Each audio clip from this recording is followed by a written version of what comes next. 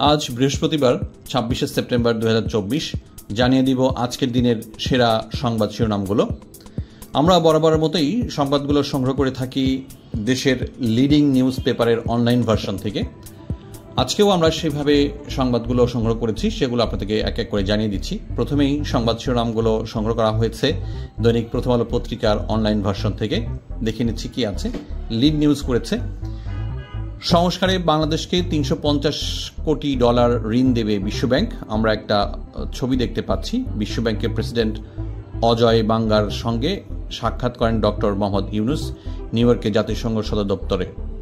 একটা সুন্দর একটা ছবি আছে তাদের দুজনের মধ্যে।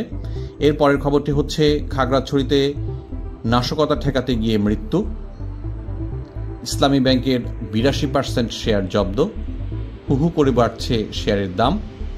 নির্বাচন প্রসঙ্গ, সরকারের কাছেও জানতে চায় দলগুলো সময় সম্পর্কে। ২০২৪ সালের বিশ্বের সেরা 10 উড়োজাহাজ সংস্থা। একটা মতামত আছে, ভারত পাকিস্তান উত্তেজনার নতুন কেন্দ্র সিন্ধুর পানি।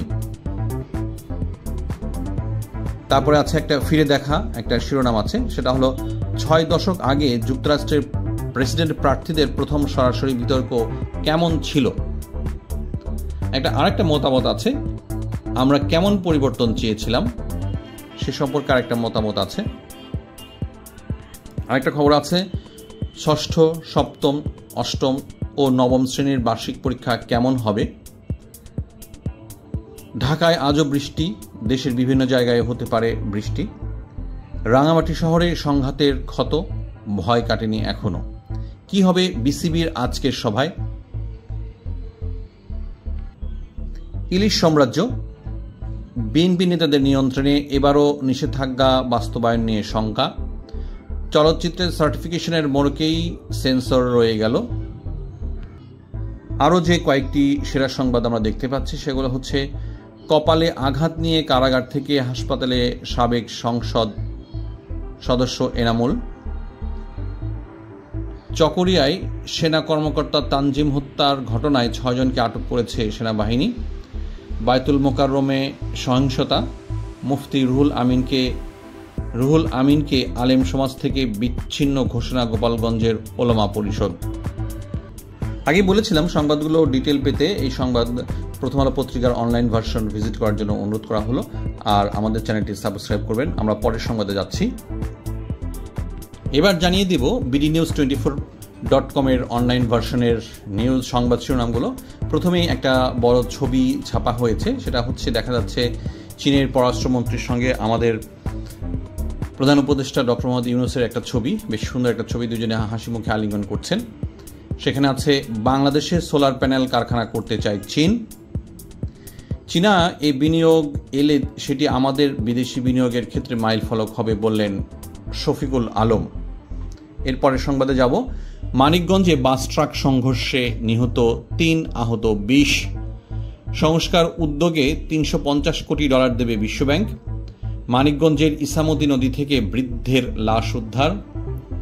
গেটস ফাউন্ডেশনের আরও সহায়তা চাইলেন ইউনুস। ইসরায়েল লেবানন সীমান্তে 21 দিনের যুদ্ধবিরতির আহ্বান যুক্তরাষ্ট্র ও মিত্রদের। ইলিশ দাম শুনলেন 11 জন, নিলেন না কেউই।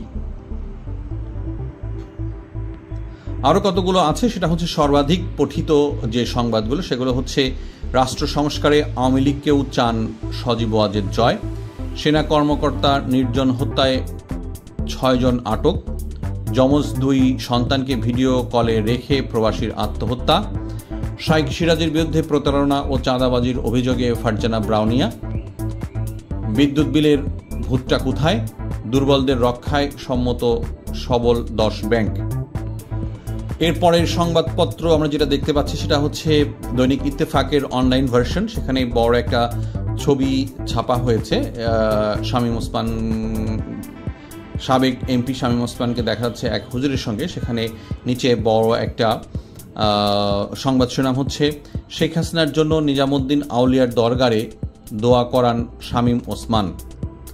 নিচে আছে, গণ অভ্যুত্থানের মুখে গত 5 আগস্ট আওয়ামী লীগ সরকারের পতন হয়, সেদিনই দেশ ছেড়ে ভারতে পালিয়ে যান শেখ হাসিনা। এবং আরও ডিটেল একটু খবর যদি আমি আপনাদেরকে শোনাই।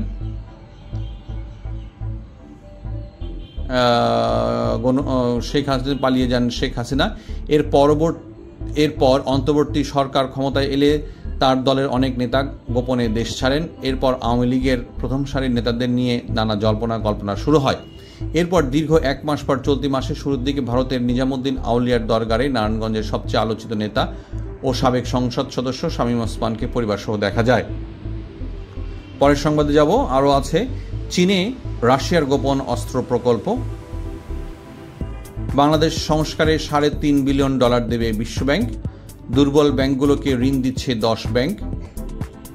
পাকিস্তানের শিয়া সুন্নি সংঘাত, নিহত 20। দেশের 6 অঞ্চলে হতে পারে বজ্রসহ বৃষ্টি। লাইনে দাঁড়িয়ে ডক্টর ইউনূসকে আলিঙ্গন করলেন পিটার হাস। ভারতে 3000 টন ইলিশ রপ্তানির সিদ্ধান্তে পরিবর্তন। রিঙ্কুর মামলা শুনানি, আদালতে বিবেচনার আহ্বান ফারুকির। সিজিআই ইভেন্টে ডক্টর ইউনূসের ডাকে মঞ্চে রহস্যময় এক ব্যক্তি, মাহফুজ বললেন অনুপ্রবেশকারী। পরের সংবাদগুলো সংগ্রহ করা হয়েছে দৈনিক কালবেলা পত্রিকা থেকে। সংবাদ শিরোনাম হচ্ছে লেবাননে যুদ্ধবিরতির আহ্বান, শক্তিধর 12 দেশের। বাংলাদেশকে $3.5 বিলিয়ন দেবে বিশ্বব্যাংক। একই খবরটি আমরা আগেও পড়েছি। জাতিসংঘের নিরাপত্তা পরিষদে লেবাননের প্রধানমন্ত্রীর অনুরোধ। বিসিবির বোর্ড সভায় কি হবে আজ। বিমানে পুরনো পঞ্চরত্ন সিন্ডিকেটের চতুরঙ্গ।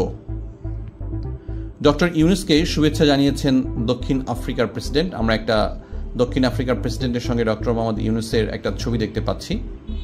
আর এই সংবাদগুলো ডিটেল জানতে হলে রেসপেক্টিভ সংবাদ পত্রিকার অনলাইন ভার্সনগুলো ভিজিট করার জন্য অনুরোধ করছি এবং আমাদের চ্যানেলটি সাবস্ক্রাইব করার জন্য বিশেষ অনুরোধ রইল। ধন্যবাদ।